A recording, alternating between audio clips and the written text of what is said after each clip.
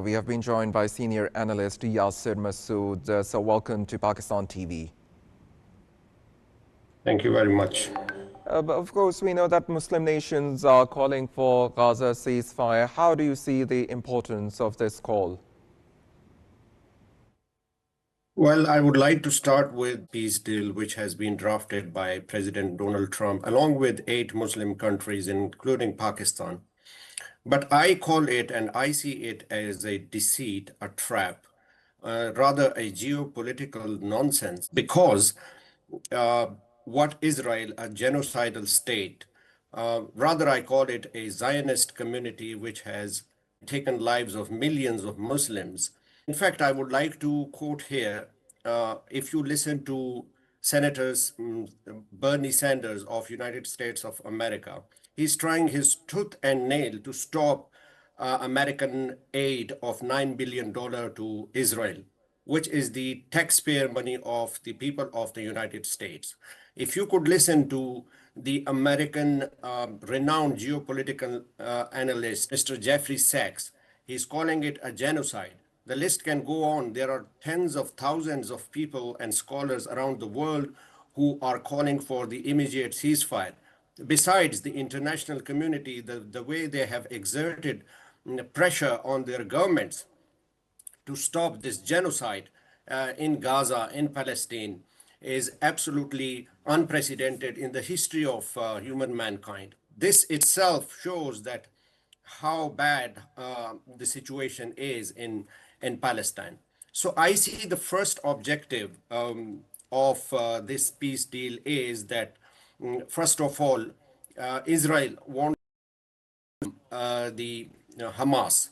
And with all its military might, with all its vigorous forces, with all its technology, up until now, Israel couldn't subdue Hamas or the ideology of the Palestinians or the resistance of Palestinians. That's objective number one, which I see is would be emanating from the peace deal.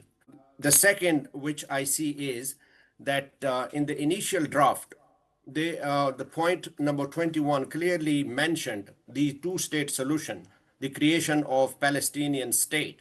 Although we know that 147 countries around the world have already accepted and recognized Palestinian as a state. But later on, Netanyahu and party have merged, or rather eliminated point number 21 and merged into point number 19, which is very ambiguous.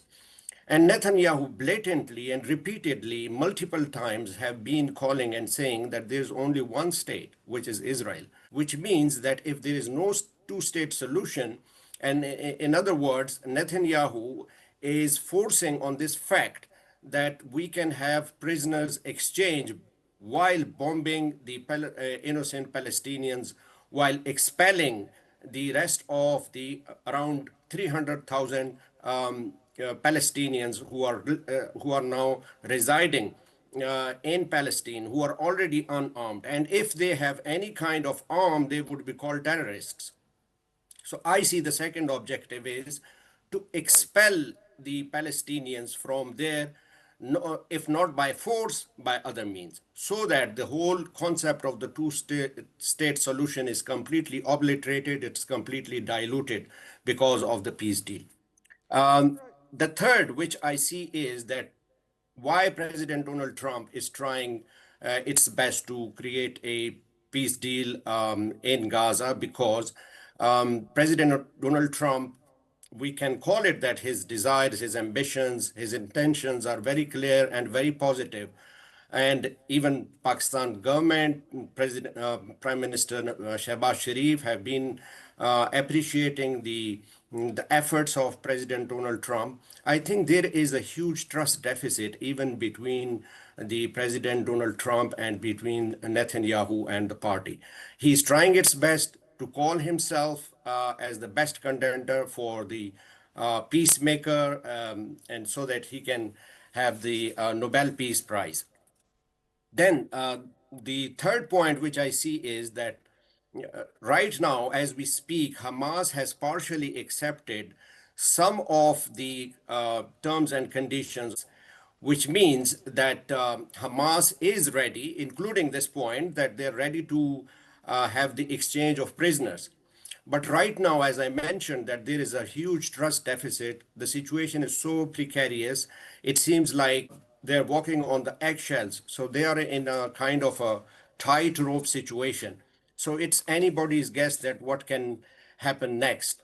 Fourth point, which I see is there is a lot of pressure from the global populace into, from the Western countries, including the people of United States, now calling and asking, raising these questions loud and clear from its governments that why Israel has been pampered so much, why there is so much international laws have been broken time and again for the genocide. So they see that United States of America is hand in glove with this all genocide which is happening in Palestine, in Gaza. Like in the previous peace deals in January 2025 as well, there was an effort that turned out to be a failure, a fiasco. So I think that there could be a very thin possibility of success. This kind of peace deals, if they are successful, that's very positive. Immediate effect and impact we all want is that there has to be an immediate ceasefire. At least the current genocide which is happening there could be stopped by one way or the other. That's why the Islamic countries are trying their best. But I see this the peace deal itself is leaning more towards the Israel cause. I see it's one-sided, it's unfair. Even before the peace deal, the Muslim countries had some reservations. Those reservations have not been taken into considerations. Then, if we talk about Hamas, there are many reservations of Hamas which are not being taken into consideration yet. I see that the hope is seems to be hopeless for the people of Palestine right now. Dr. Yasir, as you're a senior analyst and you are accurately talking about the loopholes that are existing in this peace deal, and as you are saying that this peace deal mostly is aligning with the interests of US and Israel, but at the same time there are Muslim countries who are appreciating the acceptance of this peace deal by Hamas. And we also know that despite this peace deal, the atrocities, the unabated atrocities, they are still looming in Gaza. So what is the significance of this appreciation by the Muslim countries?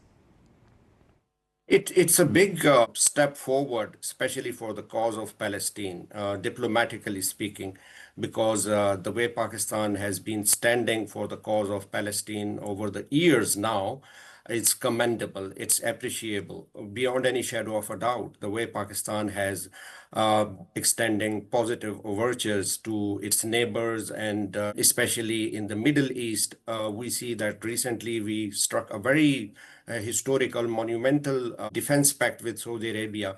It has its very positive implications.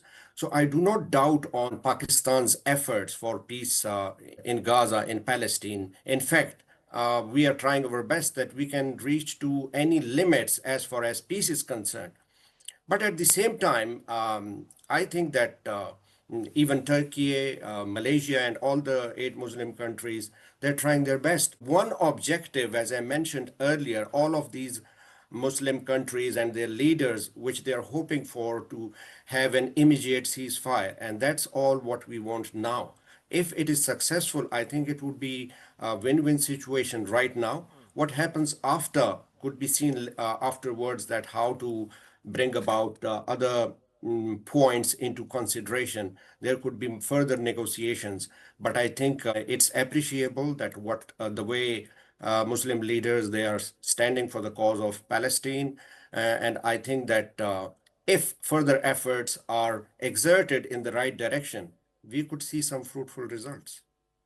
Right. Of course, when we are talking about the Muslim countries, we know that Saudi Arabia is part of this joint statement, and being the custodian of 2 holy mosques, having an immense religious significance that is attached with Saudi Arabia. So in what ways does Saudi Arabia's support for Hamas's response to the Trump's proposal position it as a leader in fostering Muslim unity and advancing the Palestinian rights in the peace process? Your comment, please. Yes, Saudi Arabia has been taking strides in terms of promoting peace in in Palestine. And that is the reason that we had a very close coordination under the umbrella of this defense pact as well. This is a testimony to the fact that how much serious the Muslim countries are, especially Saudi Arabia and Pakistan. And I think the way Saudi Arabia has been taking positive steps to bring about peace and stability in the region reflects the seriousness of this matter. And also it reflects that how much they're concerned about the stability of the whole Middle East, because it's not about Palestine alone. In 1 year, Israel has attacked around 6 countries, including Iran, including Qatar, and many more. To bring about peace and stability is right now is the major priority of all the Middle Eastern countries, in fact, of all the Muslim world. And I think Saudi Arabia has been at the forefront and taking very positive steps. Their efforts are very commendable. And I think in the coming time, with the unison of other Muslim countries, with more negotiations, with more regional consultation, I think there could be positive signs for the peace and stability in Palestine. Dr. Yasir Masood, thank you so much for your time.